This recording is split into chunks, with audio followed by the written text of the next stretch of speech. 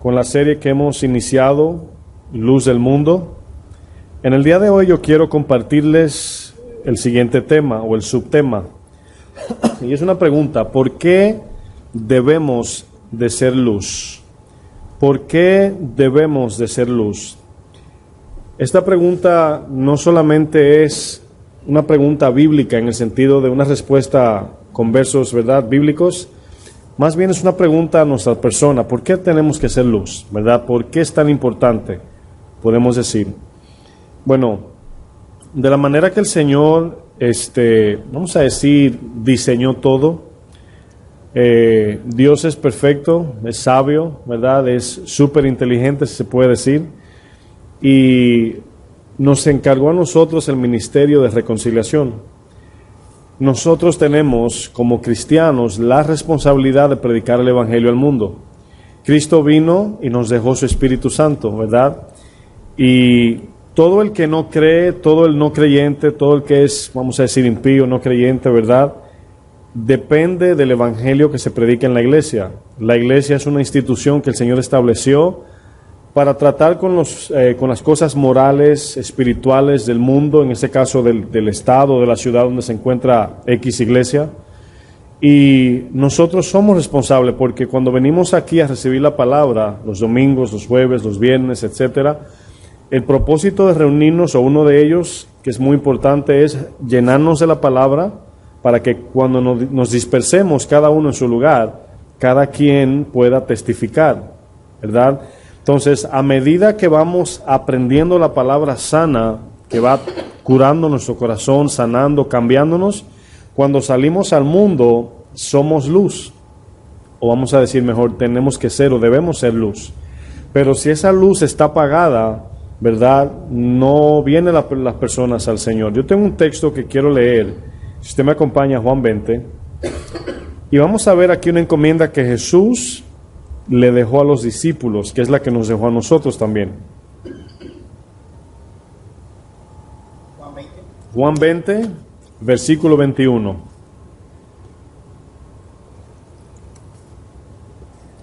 Juan 20, 21. En este texto ya el Señor vino después de la resurrección y les dice, permiso,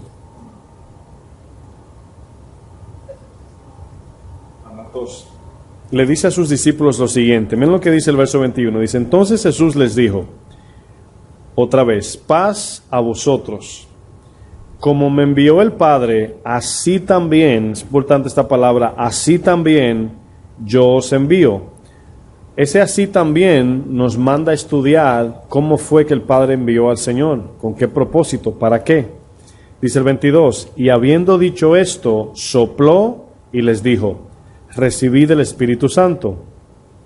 Y luego dice el 23, y esa es la parte aquí que vamos a enfatizar: a quienes remitiereis los pecados, les son remitidos, y a quienes se los retuvieres, les son retenidos.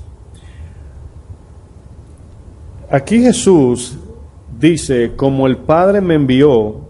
¿Cómo lo envió el Padre? Bueno, 3 puntos bien básicos. El propósito de la venida de Cristo a la tierra es, número 1, glorificar a Dios. Si muchos cuando leen la Biblia se acuerdan en los evangelios que el Señor decía: es necesario que yo haga lo que el Padre me envió a hacer. Eso es lo más importante, glorificar al Padre. Número 2, predicar las buenas nuevas de salvación. Cristo vino con un mensaje, pareciera que fuera un mensaje nuevo, pero el mensaje es el mismo desde el principio, ¿verdad? Pero Jesús vino a traer el mensaje a la luz. Por eso él dijo: yo soy la luz. Mientras la luz esté en el mundo, aprovechen. Ese fue el punto 2, predicar las buenas nuevas para salvación. Y número 3, morir por el mundo. Esas fueron las 3 cosas que el Señor mayormente vino a hacer. Ahora, nosotros también se nos encomendó esta misión: glorificar al Padre, predicar el Evangelio y morir. ¿Sí o no? Por eso la palabra dice que tenemos que morir, pero en este caso es al yo, a los deseos de nuestra carne. Bueno, más adelante el texto dice, así también yo os envío. Y esa es la confirmación de que debemos de glorificar al Padre. Nos mandó a glorificar al Padre, a testificar el Evangelio y a dar la vida por causa de la verdad de Cristo. Ahora, ¿dónde está el meollo? Vamos a decir, ¿dónde se encuentra el problema de por qué no estamos a lo mejor glorificando a Dios o testificando? Y es el tercer punto. No hemos dado toda nuestra vida. Esa es la parte inicial. ¿Se acuerdan cuando Jesús le dijo a los que venían, le seguían? A medida que el Señor iba haciendo milagros y caminando, muchos se agrupaban, muchos se agregaban a Él. En la iglesia hoy sucede eso. Cuando la iglesia tiene eventos, cuando la iglesia es nueva, cuando se anuncia algo, un evento, una conferencia, la gente se agrega. Viene fulano de tal, viene mucha gente. Algo nuevo, por ejemplo, cuando se inició el grupo de discipulado, no sé si se acuerdan, eran como 17 los que comenzaron y se va bajando la cantidad. Pero fíjense que esa es la parte que no nos permite a nosotros glorificar a Dios y ser luz, en este caso, testificar del Evangelio, porque esto lo demanda todo. Jesús, cuando iba caminando, la gente veía los milagros y más se multiplicaron cuando multiplicó los panes. Es como que si estuvo haciendo campaña de política, pareciera, ¿verdad? Pero cuando el Señor le habló la verdad, no quedaron tanta gente. No muchos le seguían. Entonces, esto debe darnos a nosotros una lección de que debemos de ser cristianos con convicción personal. Porque mucha gente jala más gente. Cuando hay poca gente, la gente es como cuando vas a un restaurante y te dicen que es uno de los mejores y ves 2 mesas de 100 que hay. Y tú dices, wow, no hay casi gente aquí. O sea, ¿por qué? Qué raro, ¿verdad? Entonces el Evangelio es diferente. El Evangelio, nosotros debemos de nosotros tener convicción personal. Bueno, yo antes venía con un amigo, pero el amigo ya no viene. ¿Qué voy a hacer? Antes mi familia me acompañaba. ¿Qué voy a hacer? Antes me invitaba a fulano de tal y ya no lo veo aquí. Cuando iba a la iglesia me reunía con fulano, ya no está allí. ¿Qué voy a hacer? Entonces tenemos una responsabilidad individual que es lo que nos lleva a formar parte colectiva del cuerpo de Cristo. Pero cada quien tiene que responder de manera individual, porque Dios a cada uno nos dio voluntad para decidir, libre albedrío. Es difícil, yo estoy con ustedes ahí cuando pensamos, es difícil, pero hay que hacerlo. No hay una segunda opción y la que hay es perdición eterna. Entonces, hay 3 posiciones como cristianos que debemos de siempre meditar en esto. ¿Qué es lo que estimula a un creyente a hacer la voluntad de Dios? No debe ser lo que ve en la iglesia, no debe ser el movimiento en sí, no debe ser los avivamientos que la gente espera y etcétera. Debe ser la relación personal y el compromiso personal con Dios que tenemos cada uno. O sea, yo no vengo a la iglesia a servir si viene mucha o poca gente. Yo vengo porque yo tengo un compromiso con Dios. Entonces, me desanima que venga poca gente porque sabemos que se alejan, se enfrían y es posible que se pierdan. No queremos eso. Pero tampoco me desanima en hacer la voluntad de Dios, sino que seguimos. Y muchas veces es prueba de Dios. Muchas veces Dios nos prueba porque si no podemos ser fiel con lo poco, mucho menos con lo mucho. Entonces, aquí vemos que una de las razones más contundentes es entregarlo todo por Cristo. Esta gente que seguía a Jesús mayormente se unía al grupo por lo que veía, los milagros, la multiplicación de los panes. Pero en Lucas 14, cuando el Señor se voltea y le dice, si alguno viene a mí y no abandona padre, madre, hijo, hermanos, aún su vida, toma su cruz y me sigue, ahí dice, no puede. Esa palabra no puede es exactamente la palabra sin poder. Nosotros no pensamos mucho en poder de poderoso cuando decimos no puedo, como que no la relacionamos esa palabra. Por ejemplo, cuando tú dices no puedo hacer esto, lógicamente es que no tenemos el poder para hacerlo. Y poder significa dominio, autoridad, etcétera, capacidad. No tengo el poder. Jesús dijo, no pueden ser mis discípulos. ¿Qué quiere decir esto? que para ser discípulo del Señor, lo primero es abandonarlo todo. Claro, abandonar aquí no es dejar la familia, abandonar y dejar todo en desorden. Abandonar aquí habla del corazón, de que las cosas que me atan a esta tierra no me detengan de hacer lo que Dios me está llamando. Si se acuerdan de aquel que dijo, Señor, quiero seguirte, pero permíteme despedirme de mi Padre. Y ese texto, cuando uno lo lee sin entendimiento, dice, wow, pero el Señor como que fue un poco duro. O sea, ¿por qué es tan malo ir a despedirse? Porque quien lo estaba llamando se merecía toda la atención, toda la gloria y toda la confianza. Y si Dios nos dice, ven, Dios no se va a olvidar de nuestra familia. Nos está llamando al contrario, para mejorar nuestra familia y calidad de vida. Entonces, por eso es que cuando Él dice, el que no aborrece padre, madre, su vida, es porque no tenemos ni siquiera la capacidad de hacer cosas que nos sean de beneficio para vida eterna, sino que lo que pensamos que es bueno para mí, nunca es bueno. Pero cuando me someto a la palabra y me someto a ella, perdón, al Espíritu, a la guía, entonces ahí sí soy beneficiado de manera espiritual.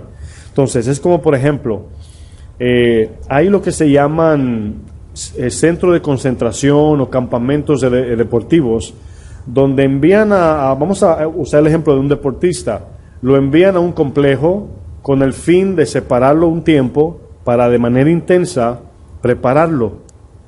Esa es la intención aquí de Jesús cuando dice, si no vienen y se olvidan de todo y vienen a mí y se preparan para que puedan salir otra vez y volver, no pueden ser mis discípulos, porque un discípulo es un aprendiz, y una persona que está en la clase y está pensando lo que dice el maestro y pensando lo que dejó en la casa, no recibe, no crece, no aprende, tiene el corazón dividido. Entonces, un discípulo, en el caso de Jesús, tenía que ser mente, cuerpo y alma entregado a la enseñanza. ¿Para qué?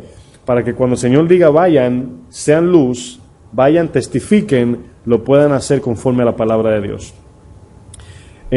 Hemos utilizado últimamente la palabra efectividad. Queremos ser efectivos en lo que hacemos. No queremos hacer por hacer, como el ratoncito en las aulas. ¿Se acuerdan que hablamos de eso como ejemplo? Bueno, un ratoncito de laboratorio está experimentando allí, le da vuelta a la jaulita, el ratoncito allí, ¿verdad? Todo cansado, pero no avanza.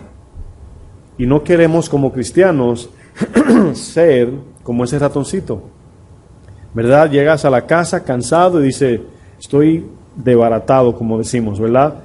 Y te preguntan, ¿qué hiciste? Bueno, hice, y podemos decir todo lo que hemos hecho, incluso en la iglesia, pero en la vida cristiana los hechos son demostrados, no son tanto hablados. O sea, nuestra vida es más una demostración que una explicación al mundo. ¿Sí se entiende? O sea, porque la luz no habla, la luz es algo que ilumina, y la gente solita muestra eso. Ahora, cuando se habla de luz, de ser testimonio, de ser irreprensibles, yo sé que nuestro corazón comienza como a examinar, wow, me falta aquí, me falta aquí, me falta allí, me falta aquí, me falta allí, me falta aquí, y viene el desaliento, y dice, ay, ahí es donde entra el enemigo, y te dice, estás más cerca de abandonar el barco que de seguir remando. Te viene con esa palabra. Pero cuando tenemos entendimiento de la Biblia, acuérdense que la buena motivación levanta el ánimo. ¿Cuál es la intención aquí cuando el Señor dice son luz? Bueno, lógicamente el Señor entiende que no somos perfectos y que aún nosotros siendo la luz del mundo, Él también está tratando con nuestras vidas para seguir siendo luz. Bueno, tenemos que tomar la posición que venimos hablando de pobreza espiritual. Debemos entender que somos pobres en espíritu. Somos pobres en espíritu, y si no reconocemos eso y caminamos en eso, cuando viene el trato de Dios nos impacta. Decimos, yo pensé que ya estaba bien. Bueno, si pudiéramos, así en una foto, una película, ver qué tan mal estamos por naturaleza, nuestra mente cambiaría, nuestra actitud de buscar a Dios fuera más profunda. Lo que pasa es que por no permanecer en las Escrituras y mirarnos en ella, a veces no sabemos que tenemos ciertas actitudes, cierta forma de ser. Pero es como aquel que se da cuenta que tiene cáncer terminal. O sea, no lo toma suave, ¿verdad que no? Dice, me estoy muriendo y no lo sabía. Su vida cambia, ya el afán que tenía de antes ya no lo tiene. Antes lo que le dedicaba para sus planes y sus metas, ya no tiene esas metas porque dice, me dieron 2 semanas, me dieron 6 meses, no sé. Y su actitud cambia. Cuando Jesús dijo, bienaventurados los pobres en espíritu, en ese momento había que tomar una posición de lamento, porque en el caso de los israelitas, pensaban que heredaban la salvación, pensaban que tenían la salvación segura. Y ellos, cuando ven que su Mesías llega, se ponen contentos, y cuando oyen el mensaje de pobre en espíritu, se quedaron impactados, pensando que el Señor vino a libertarlos del cautiverio de Roma, que vino a hacerlos a reinar en la tierra. Pero si ellos hubiesen entendido su condición más profunda, no se hubiesen sentido así. Se sienten inmerecidos. O sea, ¿cómo podemos celebrar algo que no merecemos? ¿Cómo podemos ser invitados a una boda que ni somos pariente? Dice la palabra que los que creyeron en Jesús, Él les dio la potestad de ser hechos hijos de Dios. Los israelitas no eran hijos de Dios. No lo eran. Era una promesa. Y llegó en Cristo. Y cuando Cristo llega, para muchos fue tan impactante porque dijeron, llegó nuestro Mesías. Pero allí comenzó, allí era que iba a comenzar la obra. ¿Cuál? De poner el Espíritu que iba a cambiar nuestra naturaleza vieja, antigua, adámica, para comenzar a trabajar y ser luz. Entonces, a medida que nosotros vamos siendo transformados, la gente va mirando y cree que Dios existe, cree que Dios es poderoso, porque ve el Carlos de antes, el Manuel de antes, el Javier, el Stanley, el Alfredo de antes, el Fleming de antes, y ven el de ahora, y dicen, no, pero blanco y negro, totalmente diferente. Aunque nos falta, es ahí donde viene la gracia. Esa falta, si estamos practicando la justicia, Dios la cubre por la sangre. ¿Ustedes piensan que usted y yo como pecadores nos podemos acercar a Dios en su presencia? ¿Sí o no? Sí, la respuesta es correcta, no. Pero ¿cómo es que aún siendo pecadores podemos entrar en su presencia? A través de la sangre. Pero notamos que ahí hay un factor muy importante. La sangre nos limpia de toda maldad y nos da acceso a entrar a su presencia.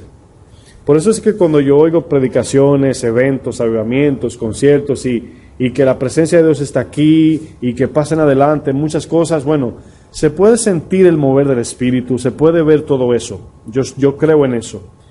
Pero muchas veces enfatizan la bendición individual de cada persona que en la santidad. Y ayer en Queens hablábamos de que lo que nos hace próspero en el Señor es la presencia de Dios. Eso nos hace prósperos en Dios. Pero ¿cómo entramos a la presencia? Tenemos que lidiar con el pecado primero. No puede haber prosperidad estando en pecado. Tiene que haber un trato con el pecado para alcanzar la prosperidad. Entonces, por eso es que a veces no somos luz. Aquí vemos que en Juan 20:23 el Señor le dice, si ustedes remiten los pecados a la gente, les serán remitidos. Pero si se los retuviereis, les serán retenidos. ¿Qué quiere decir? Que si nosotros no predicamos el evangelio de perdón de pecados, de salvación, la gente va a ir al infierno con sus pecados. Esa es la responsabilidad. Por eso el tema se llama ¿por qué debemos de ser luz? Porque nosotros tenemos el ministerio de reconciliación. Si usted y yo no nos ponemos las baterías y las pilas como llamados de Dios, miren, voy a usar un ejemplo con cuidado, pero es un ejemplo, ¿verdad? Vamos a imaginar que de repente este grupo comenzó con 17, bajó a 15, luego 10, luego 8, y luego ya quedan, aquí vemos 5, ¿verdad? Bueno, de repente dejamos de venir, vamos a decir un ejemplo, ¿verdad? Dios tiene un propósito tan perfecto y tan alineado que aunque nosotros no formemos parte de su plan, Dios va a cumplir su propósito. Pero nosotros y quizás los nuestros no van a formar parte. ¿Sí se entiende eso? ¿O no? ¿No me entendieron? Por ejemplo, Dios tiene un plan que nos llamó. Dice que Él nos puso en su plan divino para que formemos parte del Evangelio. Si nosotros de repente decimos mañana, me cansé de la iglesia, me aburrí, me voy. Bueno, nos salimos del plan de Dios. Y si Dios tenía, ¿verdad? Vamos a decir esto, lo voy a decir así. Nosotros somos el canal para predicarle a nuestras familias. Bueno, allí se pueden perder ellos. porque nosotros nos salimos del propósito. Incluso la palabra dice que el que no recoge desparrama. ¿Qué quiere decir eso? Recoger es recoger trigo, pero el que no está recogiendo está desperdiciando. Y la pregunta es, ¿estamos recogiendo nosotros? Por eso estamos hablando de esto. Entonces, no solamente quedamos excluidos de la voluntad perfecta de Dios, sino que somos juzgados por no cumplirla también.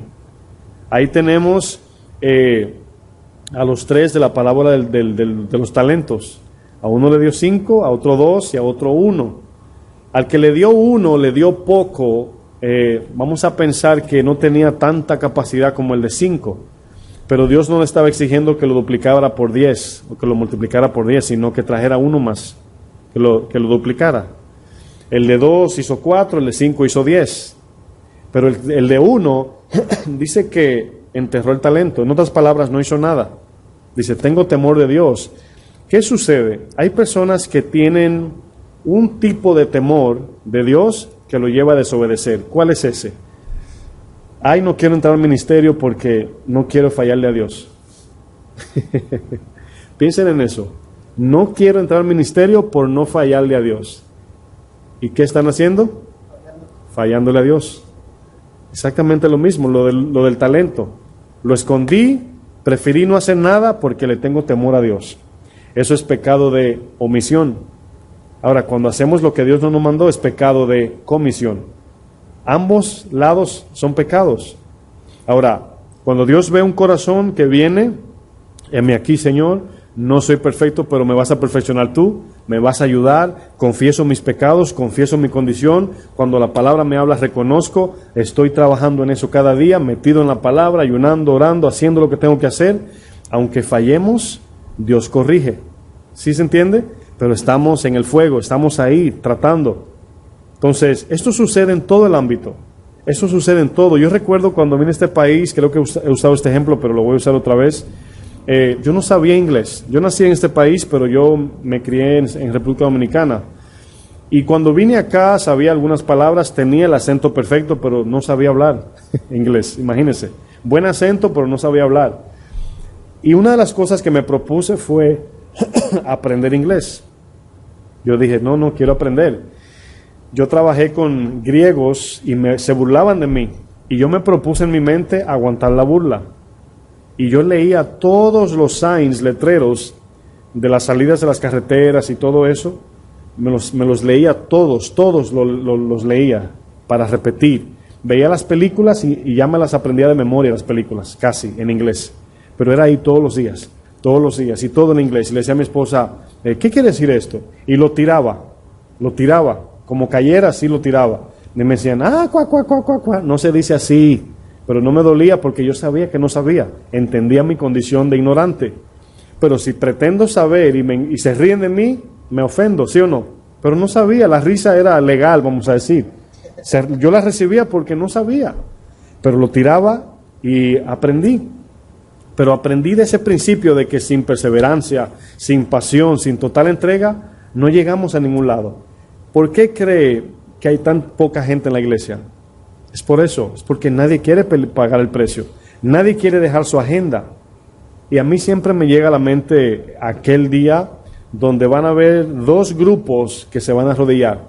Uno va a ser obligado, el otro va a ser voluntariamente. Cuando veamos al Señor, los que permanecen van a sentir un gozo, no vergüenza, y decir, ay Señor, gracias, ya no aguantaba más de tanta injusticia, tanto pecado, tanto dolor, tanta falta de santidad, tanta injusticia que el mundo hoy se practica, violando las niñas de 5, 6, 7, 8 años, gente matándose. O sea, todo eso Dios lo pone en este corazón, como cristianos. ¿Para qué? Para que viendo lo que está pasando, dice que el amor de muchos se va a enfriar por causa de la maldad. Eso es lo que se está viendo. Entonces, nosotros, mis hermanos, tenemos la responsabilidad de brillar. Es en manos de nosotros que está, no es de más nadie. Y a veces uno ora para que envíe gente, pero somos nosotros. Y luego, si alguien se va y luego quedan 3 y 2, 1, bueno, con el que se quede. Esa luz, Dios la puede usar, y Dios siempre usaba un hombre.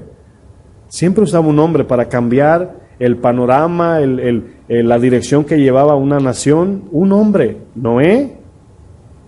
Gracias a la obediencia de Noé, por la gracia de Dios, edificó el arca, aguantó burlas, críticas, dudas, batallas. Pero ¿qué sucedió? Gracias a Noé, de allí vino la descendencia de la que usted y yo pertenecemos. 8, una familia que ahora vienen los de Cus, los jafecitas, los semitas y los cananeos, vamos a decir. De ahí vienen todo el mundo, chinos, japoneses, italianos, dominicanos, mexicanos, de todo vino de allí. Y de 8 pudo ahora multiplicarse el mundo de una manera que tenemos 7,000 millones de personas en el mundo. Y ahora hay que predicarles a ellos. Y tenemos ahora el llamamiento, cada uno de nosotros, con esa responsabilidad. ¿Ustedes piensan que Dios separa a personas para hacer cierta labor? ¿Ustedes creen eso? ¿Sí o no? Sí, ¿verdad? Dios separa a alguien, en mi caso, me separó para ser pastor. ¿Ustedes piensan en eso, que Dios tiene un llamado para cada quien? Bueno, claro que sí. Pero cuando ustedes, por ejemplo, van a hacer, imaginemos una obra de construcción. Allí tenemos el que mezcla el cemento, el que pone los ladrillos, el que pone la electricidad, el que pone el drywall. Ahí está todo el mundo trabajando en conjunto. Un día falta uno. Inmediatamente se nota que el cuerpo ya se va más lento, algo pasa. En el cuerpo de Cristo sucede así.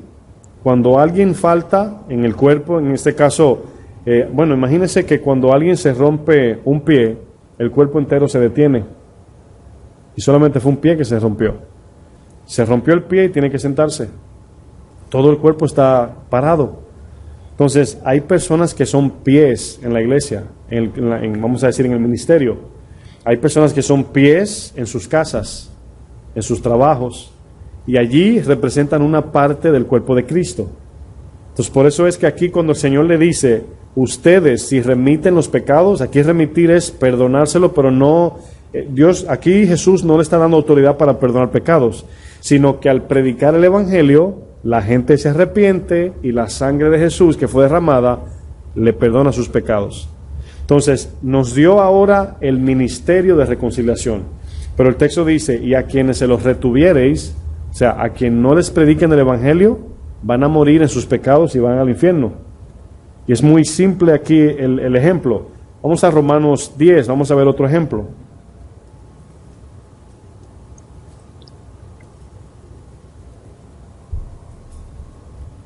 Romanos 10, verso 13.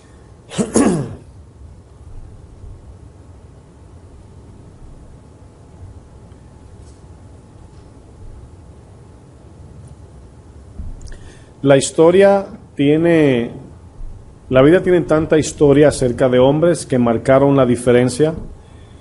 Gracias primeramente a Dios y gracias a esos hombres que respondieron y dijeron, heme aquí, incluso mujeres, cambiaron el panorama de la historia.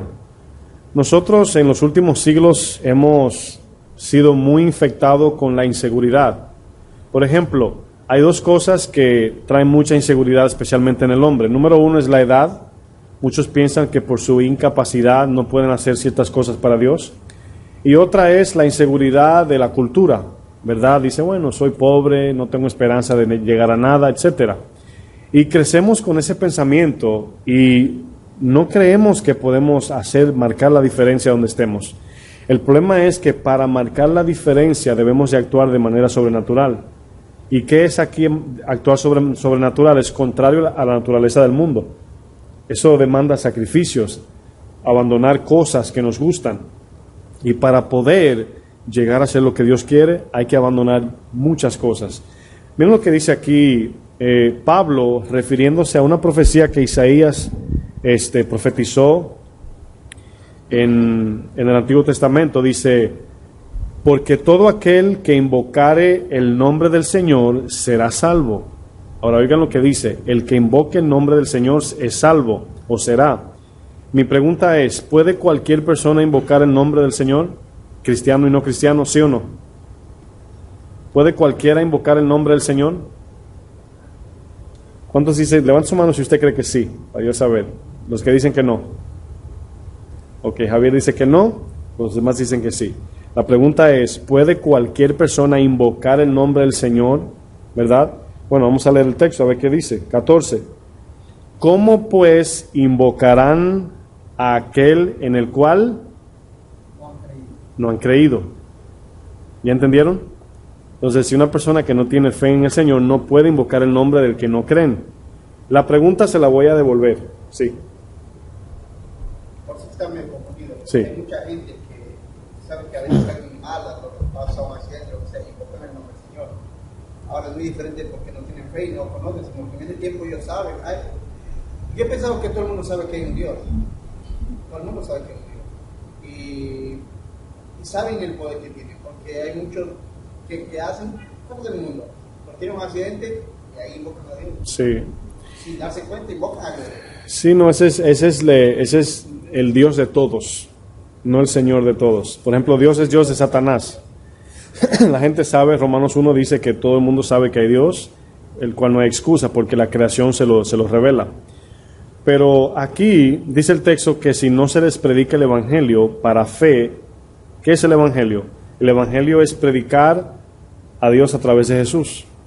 El Evangelio lo que hace es que te identifica a Dios. Te dice quién es Dios, qué hizo por ti, en qué condición tú estás o nosotros. Y cuando entendemos eso, el Evangelio, entonces invocamos a ese Dios. Entonces la gente del mundo no puede invocar el nombre del Señor para ser salvo, porque no lo conoce. Exacto. Por eso la palabra dice que, dice el Señor, nadie puede venir a mí si el Padre no le trajere. En otras palabras, quien nos buscó a nosotros fue Él. Él salió a buscarnos, no nosotros a Él. O sea, nadie nace y dice de la nada, ay, siento buscar de Dios. Y si aún tiene ese sentimiento, es porque ha habido un impacto espiritual en su vida donde Dios directamente lo está llamando. Pero vemos que siempre es Dios el primero que toma la iniciativa. Bueno, el texto dice que el que invoca aquí invocar es llamar en forma de reconocimiento o de adoración, reconociendo que Él es Dios eterno. O también en forma de adorar, o sea, cuando invocamos el nombre del Señor es para exaltar su nombre. Incluso dice la palabra que nadie puede llamar a Jesús Señor si no es por el Espíritu Santo. ¿Qué quiere decir? Que el Espíritu, la palabra, es la información que viene acá. Cuando nosotros razonamos la palabra y la dejamos caer al corazón, entonces se convierte en convicción, ya es espiritual. Entonces, cuando la creemos, es la fe que nos revela al Señor. Cree y luego entiendes. Pablo dice en el libro de Romanos, porque primero creí y luego hablé. Por tanto, nosotros creemos, por eso hablamos. Entonces, primero es la fe. La fe lo que hace es que forma la imagen de lo que estamos viendo aquí, no con los ojos. Por eso le decía que si la fe hay que verla. Y sí, lo que no hay que verla con los ojos físicos, sino con los ojos del Espíritu. Entonces, cuando la palabra de Dios forma la fe en nosotros, vamos a decir, forma la imagen, entonces ahí creemos en Él y lo invocamos. ¿Sí se entiende? Entonces, pero para poder invocar, porque el que invoca a Dios es el que recibe la salvación, dice el 14, ¿cómo pues van a invocar si no se les predica? Ahora, aquí es una pregunta irónica, un poquito de ironía, diciendo, bueno, está bien, así es que la gente es salva, pero ¿cómo van a ser salvos si no le predicamos? ¿Cómo vendrán al Señor si ellos no pueden? ¿Cómo puede una persona encontrar un camino en un lugar oscuro? Porque nosotros somos la luz. Entonces dice, ¿cómo pues invocarán a aquel en el cual no han creído? Y fíjense lo que dice luego, ¿y cómo creerán en el cual ni siquiera han oído? Luego dice, ¿y cómo oirán sin haber quien les predique? En otras palabras, si vamos a invertir aquí el texto, para que ellos oigan el Evangelio tenemos que predicar. Para que ellos, ¿cómo creerán? ¿Cómo oirán? Ok, exactamente. Son dos grupos aquí. Número uno está el que no cree y no oye. Pero está el tercero, que es el que se envía a predicar. ¿Cómo predicarán si no son enviados? Ya nosotros, ya de una forma u otra, nos estamos capacitando aquí para ser enviados. Ahora, hay dos formas ministerial de ser enviados. En el momento que usted recibe a Cristo como su único Salvador, usted ya es un enviado, porque ya testificamos de lo que Él ha hecho, hasta ahí. Pero existe la ministerial, podemos ser enviado a África, enviado a las calles, enviado aquí, allá, etcétera. Pero a manera de predicar a aquellos, de llevar el Evangelio, todos tenemos esta encomienda, no solamente el pastor. Es por eso que enseñamos para que todos salgan a predicar. El 15 dice, ¿cómo predicarán si no fueren enviados? Y como está escrito, cuán hermosos son los pies de los que anuncian la paz.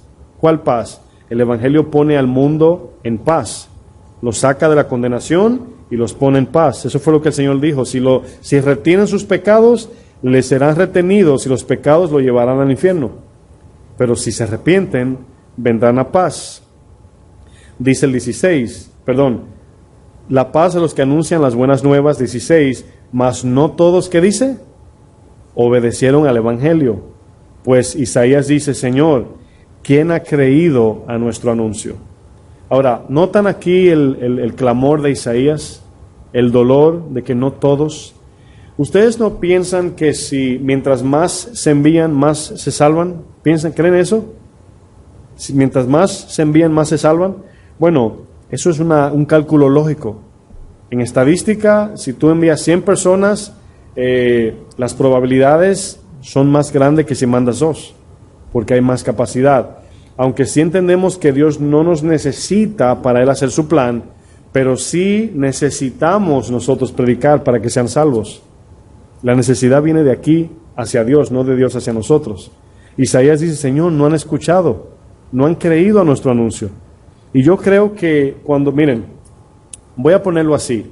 Suponiendo que Dios aquí habemos 7, ¿verdad? Y nos llamó a todos y nos habló, tienen que entregar su vida, tienen que ser luz, etcétera. Pero solamente, el hermano aquí más joven, Jordi, responde, nosotros todos nos separamos del camino.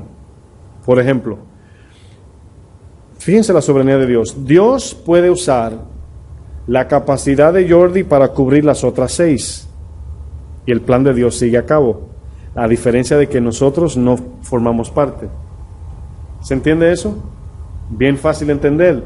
Los talentos dice que al que se le dio 5, se le quitó al que tenía y se le dio ¿cuánto? 10, el doble. ¿Y qué son talentos? Lógicamente es capacidad talentos es referente a una encomienda de Dios, del ministerio, del Evangelio. Pero ese texto dice que Dios le da a cada quien conforme a su capacidad. Hay una capacidad dada inicialmente por Dios, hay otra que se desarrolla. Por ejemplo, yo antes, cuando comenzamos en mi casa habían 8, ¿verdad? Tenía yo capacidad para manejar 8 personas. Luego creció a 28. La iglesia ahora tiene más de 100 personas, incluyendo niños y todos, y servidores. Bueno, yo he visto cómo gradualmente nos vamos amoldando. Eso es una capacidad que vamos desarrollando. Entonces, por eso es que no podemos decir, es que es mucho, es que es esto. Dios te va agregando capacidad, no solamente para servir, sino para aguantar también. También para aguantar. Entonces, aquí vemos el texto que dice Isaías, mas no todos obedecieron. No todo el mundo responde. Ahora, lógicamente hay iglesias donde son un poco más pasivos y todo es la iglesia. Hermano, necesitamos gente para organizar las sillas. Sí, heme aquí. Necesitamos personas para coger cajas ahí. Sí, Señor, heme aquí, gloria a Dios para su gloria. Pero cuando comenzamos a entrar en la palabra, a ver la implicación de ser luz, como que uno dice, espérate, como que no sé si sí, si no, porque vemos la implicación, pero se nos olvida el factor de que Dios estará con nosotros.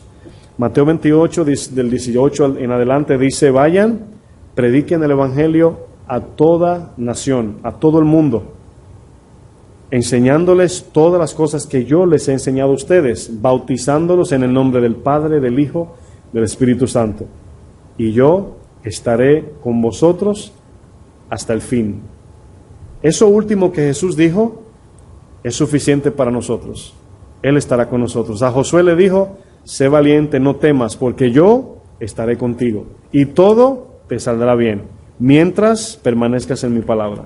Medita día y noche, no temas, que tu boca sea un instrumento de la Biblia, de la palabra de Dios, y yo estaré contigo.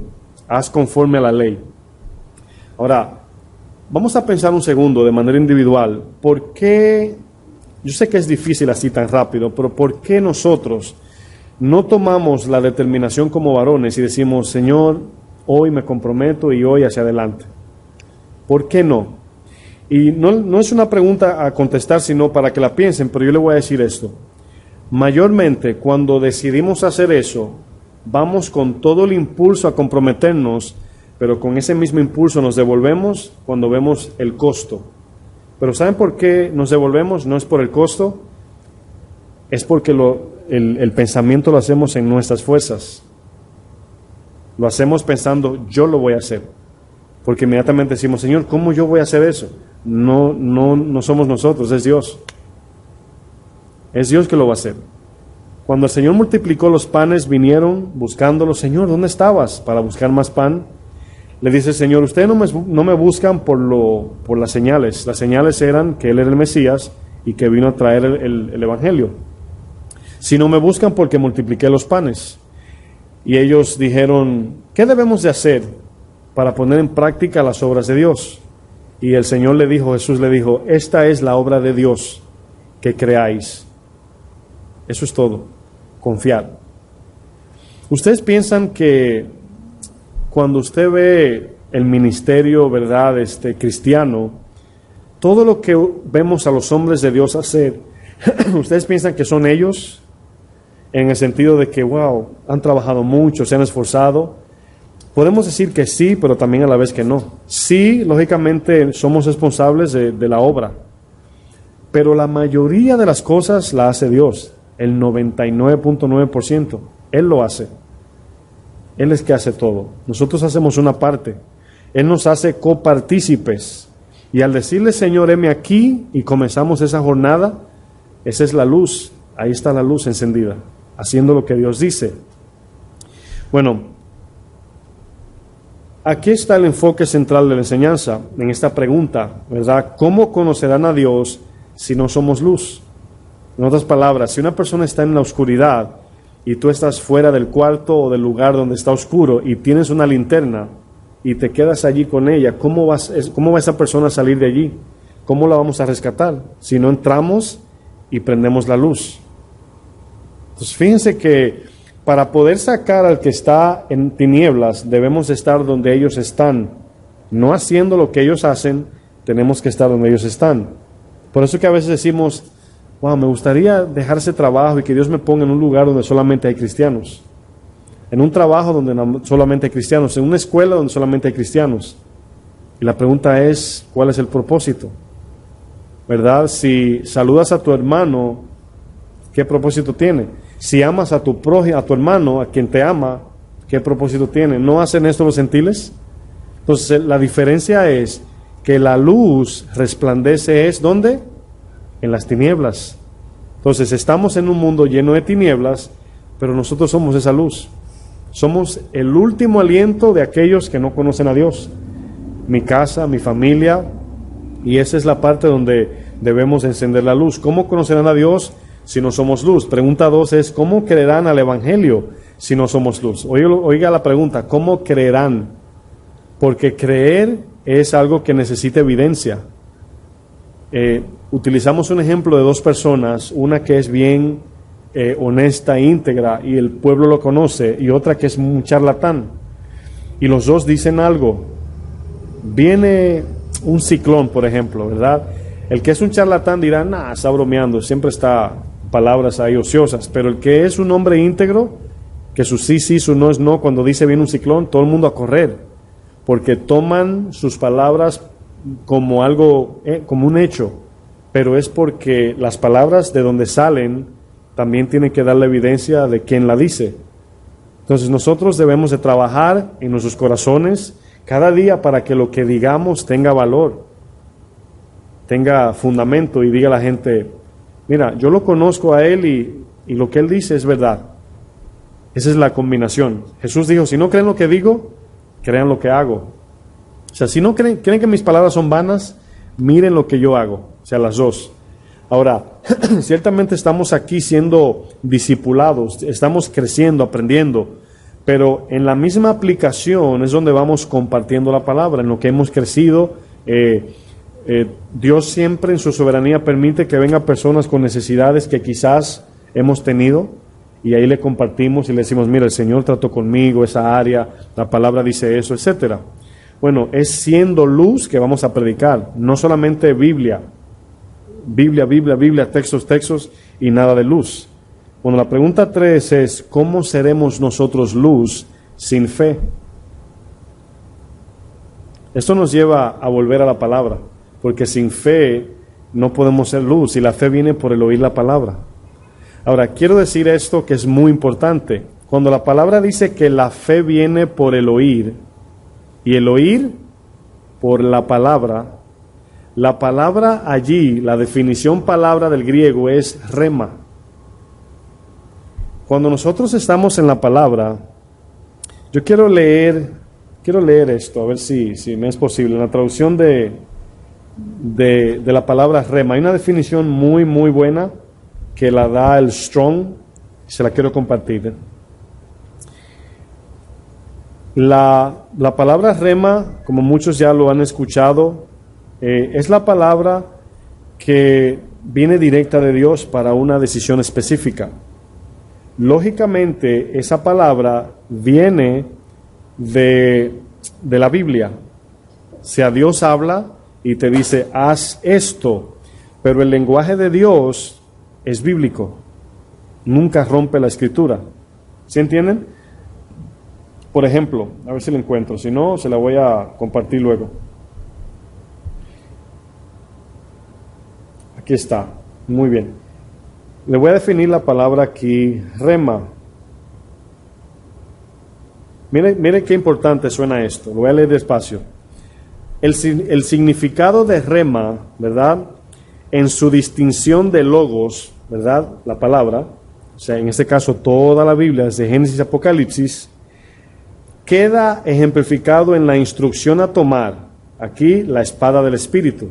Ahora, nosotros nos llenamos de la palabra que viene siendo la espada envainada. Quien la saca allí es el Espíritu. Nos dice cuándo sacarla. Dice, aquí la referencia no es la Biblia entera como tal, ¿verdad? Sino el pasaje individual de las Escrituras que el Espíritu trae a nuestra memoria para su utilización en tiempo de necesidad. ¿Sí lo entendieron? El Espíritu toma de la palabra y nos habla y hacemos la voluntad de Dios. Pero fíjense lo que dice luego, siendo el prerequisito, o sea, el requisito primariamente, la lectura habitual y memorización de las Escrituras. Entonces, en otras palabras, nosotros nos llenamos de la palabra, no para andar compartiendo textos mayormente. Sí se puede, pero no ese es el fin, sino para llenarnos del depósito, y al someternos a la voluntad de Dios, el Espíritu nos dice qué hacer. Y toma un texto y te dice Segunda de Crónicas 7:14, y tú dices Segunda de Crónicas 7:14, y luego lo lees y allí Dios te habla. Mateo 5:14, o te dice la palabra, te lo dice Biblia así, literalmente. Por ejemplo, se te presenta una situación y te va a llegar un texto a la mente. En ese momento, ¿qué debemos hacer? Debemos de apelar a ese texto. Por eso dice 2 de Corintios 10:4-6, dice, llevando cautivo todo pensamiento a la voluntad de Cristo. Cautivo es que cuando haya una situación, van a haber dos palabras. El Espíritu te va a traer la Biblia, pero tu carne te va a traer lo carnal. Y nosotros sometemos la carne a la sumisión espiritual y decimos, no voy a hacer eso, voy a hacer lo que dice la palabra. Eso se llama obediencia, eso se llama crecer en madurez. Pero normalmente por el dolor, la debilidad, las adicciones, siempre tendemos a caer en la carne. ¿Por qué? Por la falta del ejercicio. Y Dios es tan justo, mis hermanos, que Él no nos dice, no nos pone prueba que no podemos salir de ellas, dice la palabra, sino que en la práctica vamos creciendo y vienen más pruebas más grandes, pero con el fin de hacernos más fuertes en Él. El crecimiento del cristiano es más apegados a Él, no más lejos. No más dependientes, sino más dependientes de Él. Entonces, aquí notamos bien claramente que La fe, estábamos hablando un poco de lo que es la fe, viene por la palabra rema. Cuando Dios te habla y te dice, haz esto, ¿por qué la rema es el oír por fe? Por ejemplo, es posible que le venga una situación, ¿verdad? Y usted se encuentre entre la espada y la pared allí. Usted tiene Biblia aquí, vamos a decir, y Dios te dice Salmo 23, ¿verdad? Y nos agarramos de ese salmo, vamos a decir, y atravesamos ese problema. En esa obediencia experimentamos cosas que nos va edificando en convicción, porque al obedecer se cumple la palabra y decimos, wow, es verdad, y la verdad se va arraigando. Esa verdad es lo que enciende la luz en nosotros, y cuando le hablamos a la gente, le estamos hablando de manera espiritual, no solamente bíblica en el sentido de textos.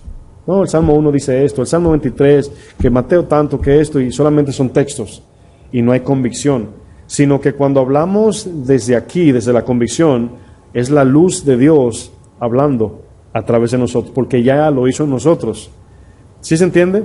Entonces, hay un texto bíblico, viene una situación, el Espíritu te lo recuerda, lo obedecemos, y cuando experimentamos eso, cuando lo obedecemos, en este caso hacemos lo que dice la palabra, vamos a pasar por una manifestación de Dios, un milagro. Y la gente te va a decir, ¿cómo sabes? Porque yo lo sé, yo lo viví, porque yo cuando lo pongo en práctica veo el resultado. ¿Sí se entiende? Le voy a poner un ejemplo. Hoy yo vine con un desánimo que no se imaginan, no se me nota, pero vine con un desánimo, mi cuerpo un poco así como débil, etcétera, y llegué temprano, ¿verdad? Bien temprano, y comencé a orar, Señor, lléname de tu fuego, y comencé a pedirle. Ya me siento fortalecido, pero no me di cuenta cuando entró en mi corazón, así la fortaleza, pero me siento ya como que estoy predicando allá en el estadio de los Yankees, ¿verdad? O sea, me siento así, pero es el Espíritu de Dios que me fortalece. Quizás ahorita termine y siento otra vez debilidad, porque vivo todavía en un cuerpo físico, pero no me siento desanimado, me siento contento, gozoso, me siento en fuego ahora mismo, pero no llegué así. Ahora, ¿a quién apelé? ¿A un Red Bull? Yo sé que hermano se da su traguito de Red Bull, pero fue el ejemplo que me llegó. ¿A una taza de café? O sea, no, yo también bebo café, pero la pregunta es, ¿a dónde vamos en tiempos de necesidad? ¿Sí entendieron? Yo fui al Señor, yo no dije, wow, un chocolate me levanta el ánimo, o sea, no. Claro, físicamente hay cosas que tenemos que hacer, pero debemos de correr y decir, Señor, te necesito, no me siento con ánimo ahora mismo, no quiero ni servir ahora mismo, así me sentía. Pero vemos que el servicio a Dios, aún eso es un fruto que Él pone. El gozo, en el gozo del Señor está ¿qué? Mi fortaleza. Y yo comencé a adorar al Señor, puse alabanzas y comencé a cantar y ya como que se me olvidó, pero fue cuando Dios entró. Ahora, yo reconozco eso y cuando me pase otra vez, ¿qué voy a hacer? Otra vez voy a correr a Él. Es lo que hago si tengo conflicto con mi esposa, si tengo un conflicto en mi casa, si tengo un conflicto carnal, me tiro de rodillas. Me tiro porque yo sé que ahí voy a encontrar el refrigerio. Bueno, vamos a entrar un poquito en lo que es la práctica. ¿Qué implica esto de ser luz? Hay 3 cosas que le quiero compartir que va a servir de mucha ayuda, 3 principios. No sé si llamarle principios, pero son 3 cosas que debemos de poner en práctica para poder crecer en fe. Hubo un hombre que vino a buscar a Jesús para que le hiciera un milagro y la situación estaba tan oscura que cuando vino dijo, Jesús, ayuda a mi incredulidad. ¿Verdad? ¿Se acuerdan de ese texto? Ayuda a mi fe, ayuda a mi incredulidad, perdón. ¿Y Jesús qué hizo? Sanó a la persona, creo que era su hija. ¿Qué pasó en ese momento con esa incredulidad en esa parte con ese hombre? ¿Qué sucedió? Piensen a ver, ¿qué pasó cuando él le dijo eso y el Señor sanó, le respondió la petición? ¿Qué pasó en su fe? Comenzó a creer, se fortaleció el hombre. Entonces, allí en esa área era difícil otra situación similar y esa persona no creer, porque ya el Señor le fortaleció esa área. Usted y yo podemos tener una fe que creemos que Dios puede, con un soplo, hacer este mundo cenizas. ¿Cuántos creen eso? Pero cuando tenemos a la esposa, al cliente, a la situación delante, como que no creemos que Dios tiene poder para cambiar a esa persona. Y decimos, wow, Dios puede abrir el mar en dos, pero esto no. ¿Por qué? Porque no hemos confiado en esa área. Dios no ha obrado en esa área, por lo tal no creemos. Porque no hemos visto la obra de Dios manifestarse allí. Pero ya la palabra por la promesa nos dio la fe. Debemos creer para entender. Lo primero es fe. Hemos estado hablando de fe. No podemos encender la luz sin fe. Bueno, la luz es figurativo. No sé si lo puse como definición acá. Sí. Es una palabra figurativa, la luz, en la Biblia, refiriéndose a nuestras buenas obras evidentes que el Espíritu Santo produce en nosotros. Eso es la luz. O sea, la luz en nosotros es la obra que hacemos para glorificar a Dios, que el hombre ve y le da gloria al Señor. Dice la palabra, así alumbre vuestra luz, para que vean vuestras buenas obras. Por eso sabemos que luz son buenas obras. Pero ¿cómo podemos obrar bien? ¿Cómo podemos obrar bien? Todo comienza en la fe. Total confianza, total entrega. La fe en Dios es lo que nos lleva a obedecerlo a Él, a depender de Él, a confiar en Él. Muchas veces no obedecemos por desconfianza. Dios nos dice, por ejemplo, en su palabra, perdónalo. Algo, no sé, ¿verdad? Y decimos, no, Señor, porque Él lo va a volver a hacer, no creo que vaya a cambiar, etc. Fíjense lo que decimos. Jonás no le fue a predicar a Nínive porque no pensó que iba a cambiar. Pero Dios tenía un plan que Jonás no conocía. Y le dice, predícales. Ahora, mi pregunta es esta. ¿Ustedes piensan que si Jonás no le predica a Nínive se hunde? ¿Sí? Esa es la soberanía que a veces no entendemos. Claro, no ocurrió en el plan de Dios. Pero Dios dijo, en 40 días destruiré. Fue un decreto. Y Jonás era responsable de predicarles. Y comenzaron a contar los días. Y no los fulminó. Se arrepintieron. O sea, es difícil entender porque ya pasó. Decimos, no, claro que no iba a pasar. Bueno, si todo está predestinado, entonces, bueno, yo voy a ser salvo como quiera, me voy a mi casa a ver televisión. Es difícil entender eso, pero Dios de manera soberana nos da un mandamiento y no nos acomodamos en que Dios es amor y todo va a salir bien. No, debemos de manera sinérgica colaborar como cuerpo. Pensemos en el cuerpo. La cabeza sin cuerpo, ¿qué es? No es una organización. Sería una cabeza cortada. Un cuerpo sin cabeza sería Sleepy Hollow, ¿verdad? El varón sin cabeza en el caballo. Pero los dos, la cabeza Cristo, el cuerpo la iglesia, es como vamos avanzando en el ministerio. Entonces el Señor le dijo a Jonás, ve y predícales. ¿Y dónde fue? ¿Por qué cree que si el Señor tenía en su plan que Jonás le predicara como un profeta? Era el profeta de ese tiempo. Jonás se fue, el Señor hubiese dicho, bueno, total, yo lo voy a salvar, Jonás, que se pierda. No pasó eso, sino que era un trato con Jonás también, y lo metió en el pez, lo llevó a un lugar, así como José en el pozo, de entendimiento, decir, Señor, ahora entiendo, de misericordia, y salió y le predicó, y todos fueron salvos. El rey de Nínive convocó ayuno y oración. Ahora, yo quiero que nos pongamos en esa posición de Jonás, de que estamos corriendo. Puede llegar un día que el Señor nos deje ir, y el pez nos deje llegar al destino que iba a él, a Tarsis. Nos puede dejar llegar. Y aparentemente Tarsis representa en la Biblia un lugar de prosperidad, porque cuando vemos Crónicas y Reyes, el libro de los Reyes, vemos que de allí extraían oro, animales, siempre estaban trayendo cosas. Es un lugar de prosperidad, de comercio. Y él se dirigía en un barco allá a Tarsis. Muchas veces eso hacemos, para salir de lo que Dios me está llamando, y eso me enfoco en las cosas terrenales. Pero fíjense, mis hermanos, podemos ser ese Jonás, pero sin de vuelta. Y es una oportunidad que Dios nos da. ¿Saben para qué? Aparte de muchas, voy a decir una. Para que recibamos galardones en la eternidad. ¿Se acuerdan de los talentos? Le dio 5, se lo duplicó. Allí talentos era figurativo de la obra, le dio más trabajo, pero dice que el Señor le va a pagar cada quien según su obra. Increíblemente, sea para bien o sea para mal. Y cuando habla del tribunal, no está hablando que al que no hizo lo que tenía que hacer, ya salvo, claro, ya salvado, no lo va a condenar porque no hay condenación para los que están en Cristo, sino que no va a gozar de los galardones conforme Él prometió. Y yo digo esto porque somos fáciles para decir, ¿cómo es que uno va a tener más galardón que otro si en el otro sentir envidia o que yo soy más o que tengo más? Dios sabe todo. Dios es sabio como hace todo. Pero cuando pensamos en qué nos dará Dios, yo no me mortifico mucho porque cuando ustedes piensan, yo voy a usar el ejemplo de tu hija, ¿verdad? No la voy a mencionar para que no salga en la grabación, tu hija. ¿Tú crees que Dios te puede dar algo mejor que ella? Bueno, pensando en Dios sí, yo sé que va a decir sí, pero a lo que me refiero es el amor. Si te dice Dios, te la cambio por otra, ¿qué dices?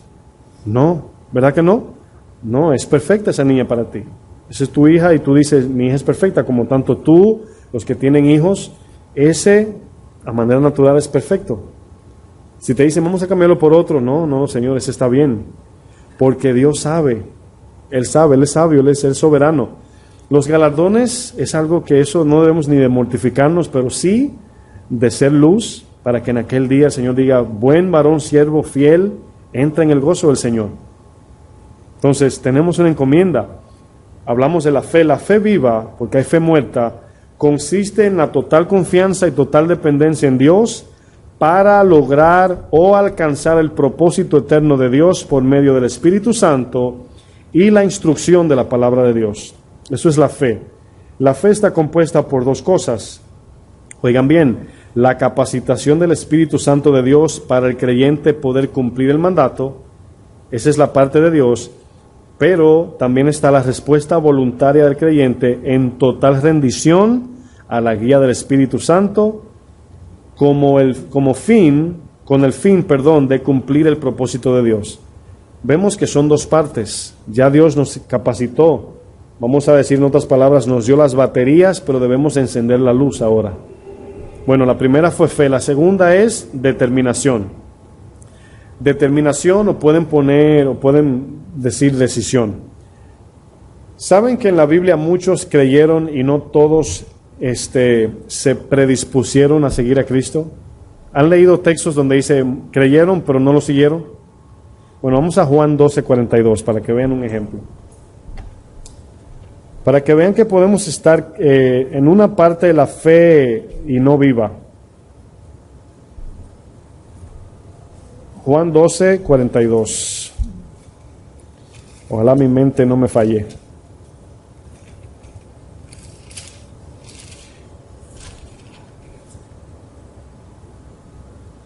Sí. Juan 12:42 dice lo siguiente. ¿Están ahí? Fíjense lo que dice arriba el 37, el subtema. ¿Qué dice? No. Juan 12.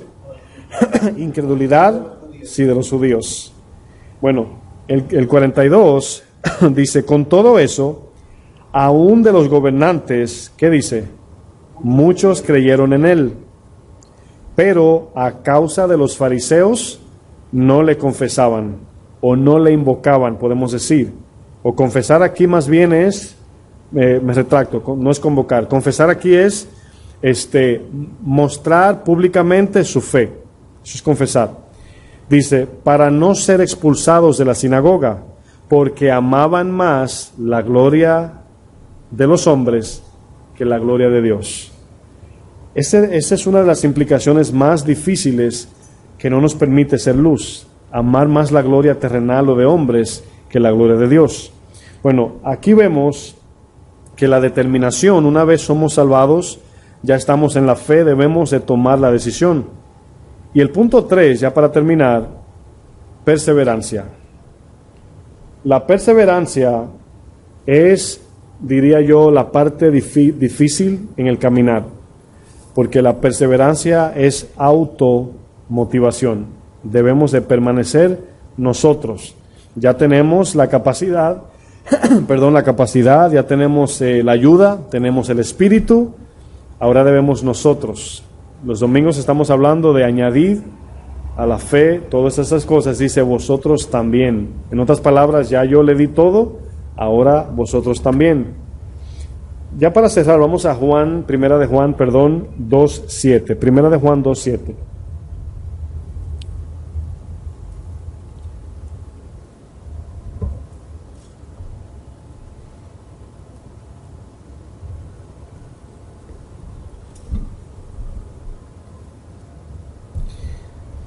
Es muy importante este texto porque es lo que nos evidencia como cristianos. Dice, hermanos, no os escribo mandamiento nuevo, sino el mandamiento antiguo que habéis tenido desde el principio. Este mandamiento antiguo es la palabra que habéis oído desde el principio. Sin embargo, os escribo un mandamiento nuevo, que es el verdadero en él y en vosotros. Dice, porque las tinieblas van pasando y la luz verdadera, ¿qué dice? Ya alumbra. Ahora, aquí la idea de Juan, ¿verdad? Hasta donde nos da el entendimiento es que cuando venimos a Cristo venimos llenos de tinieblas. Pero a medida que vamos conociendo al Señor, esas tinieblas van muriendo y vamos creciendo en luz, en entendimiento, en alumbrar, ¿verdad? Dice el verso 9, el que dice que está en luz. Perdón, pastor. Sí. ¿Cuál es el capítulo? Primera de Juan 2, verso 7. Estaba en Juan, ¿verdad? Sí. Primera de Juan 2, 7. Estamos en el verso 9 ahora.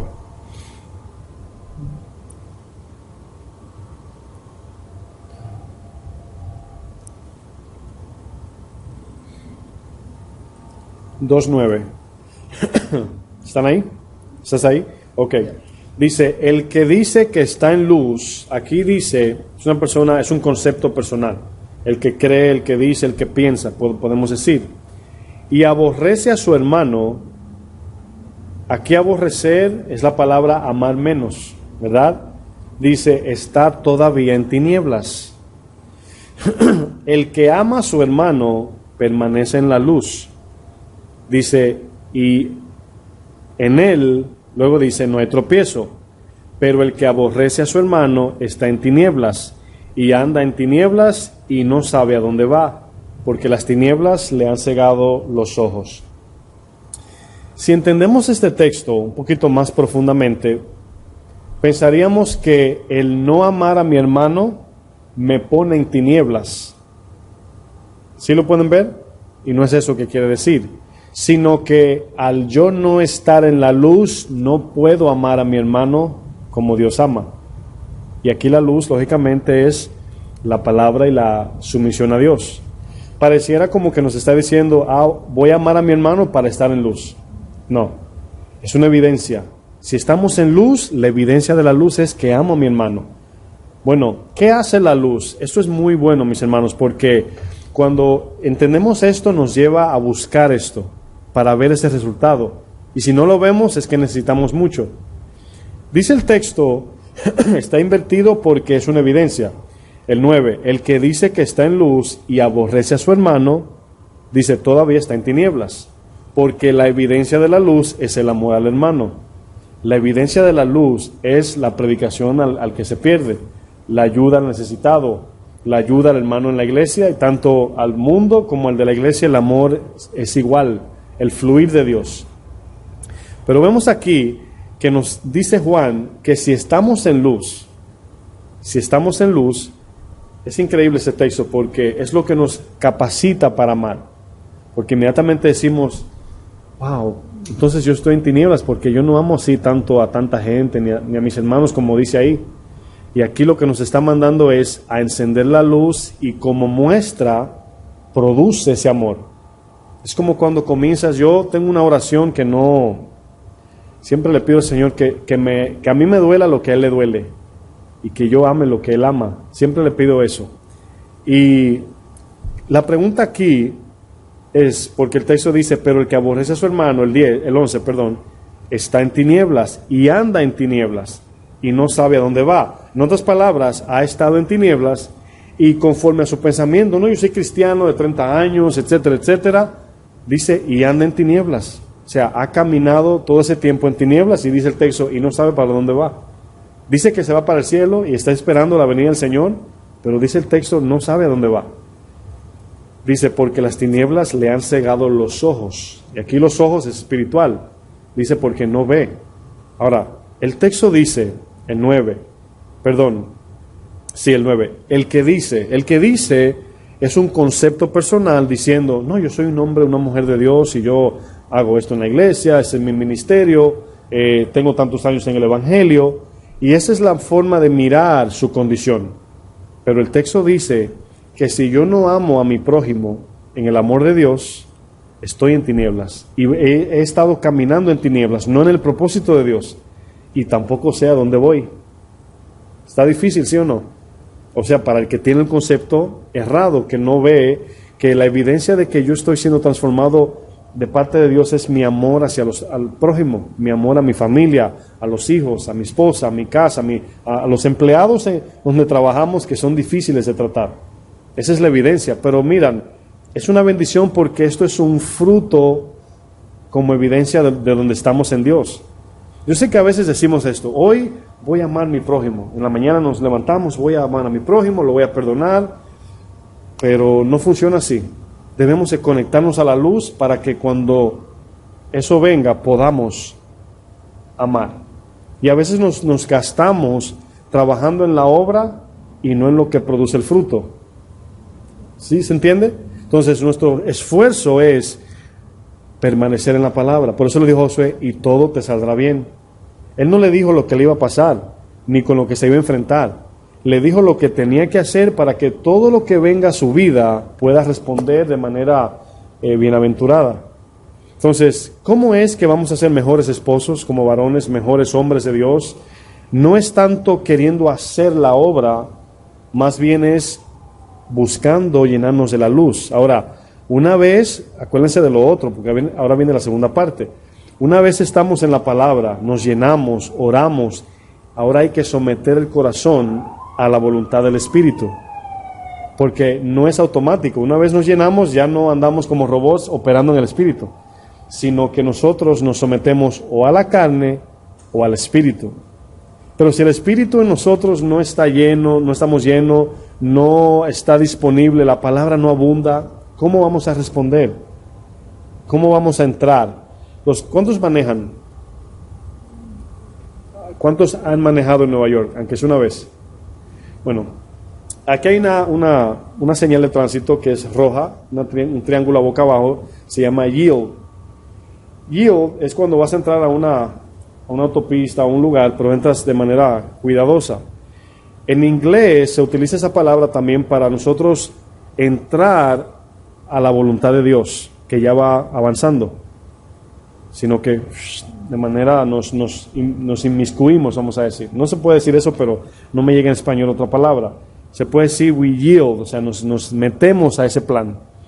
Pero tenemos esa salida, pero también hay otra, que es la carne. Y la carne es natural, o sea, nosotros nos dejamos guiar del espíritu o de la carne.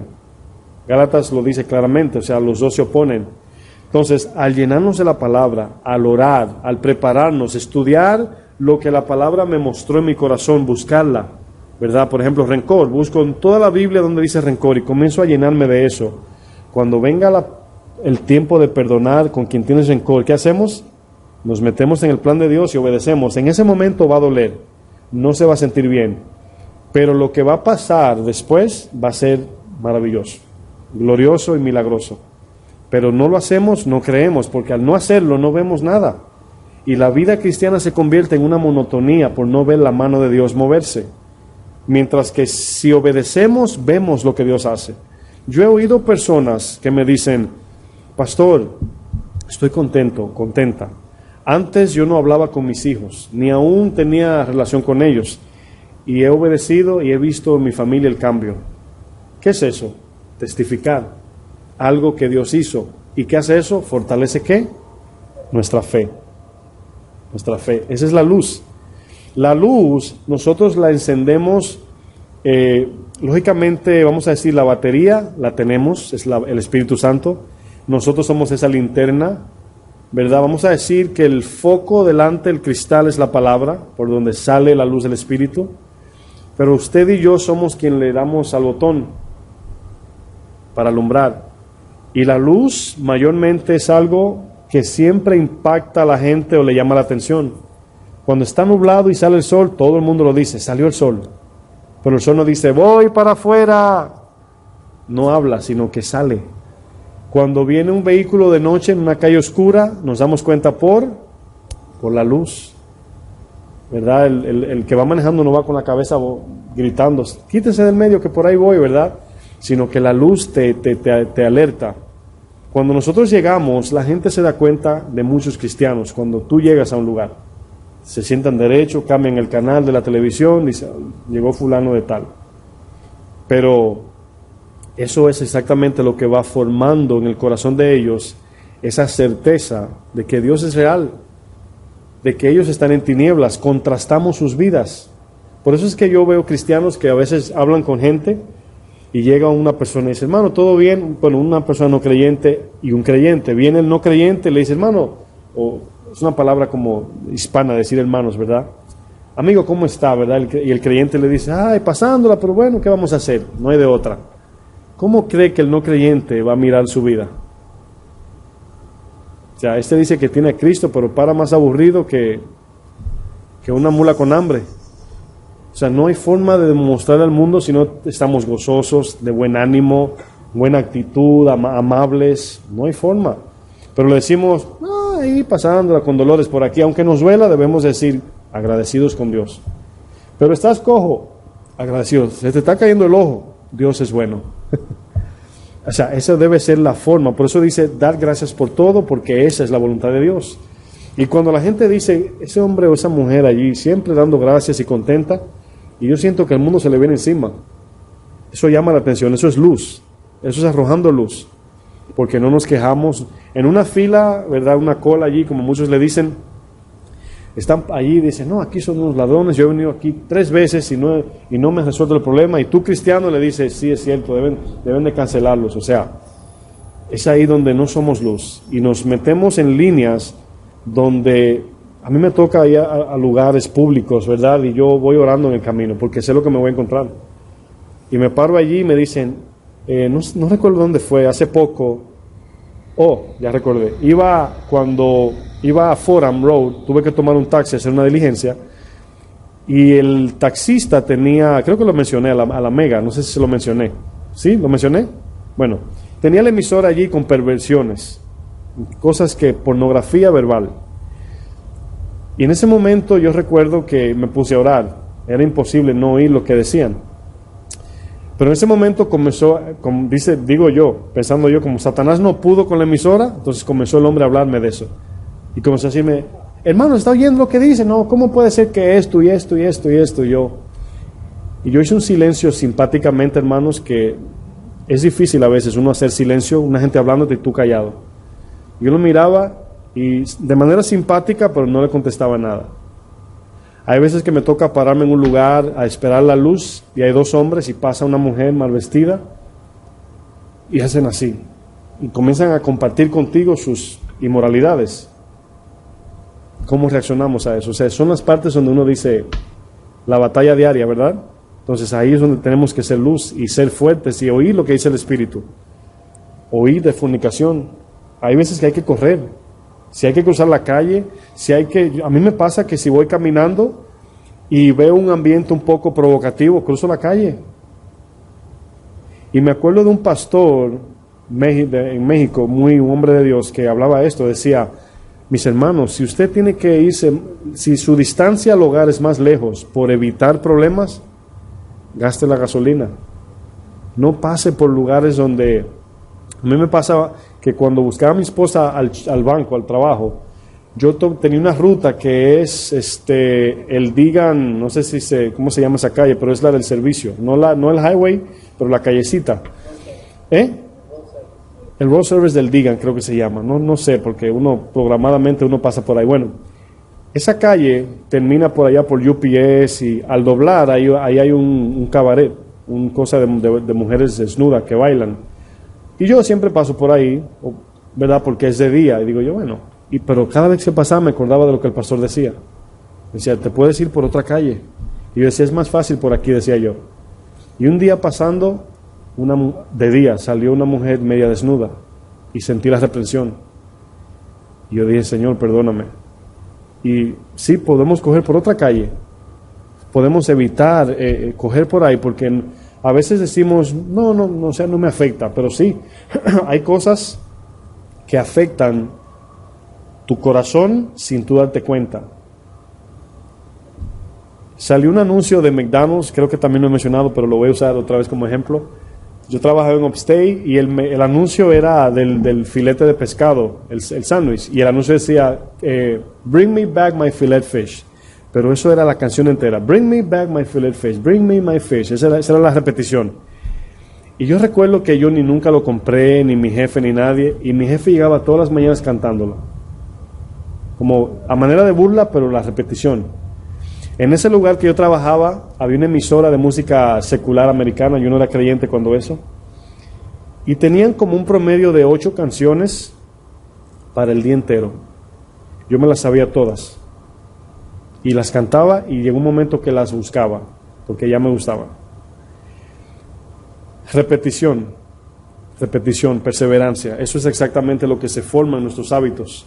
Entonces, la palabra de Dios, ¿por qué cree que Deuteronomio dice, al salir, al entrar, cuando coman, camino a la escuela, en las paredes, en los postes? ¿Por qué? Piensen por qué Dios puso eso allí. Porque dice, tienen que saturarse de la palabra, porque si no serán saturados del mundo. Usted lee 15 minutos de la palabra en la mañana y sale a la calle, ¿y qué información recibe? El mundo, el mundo, el mundo, el mundo. Por eso le dijo a Josué, medita, permanece aquí en ella. Aunque estés mirando las cosas del mundo, la palabra aquí. Porque 2 textos, 10 minutos de oración y 19 horas en la calle, la contraparte es difícil. Amén.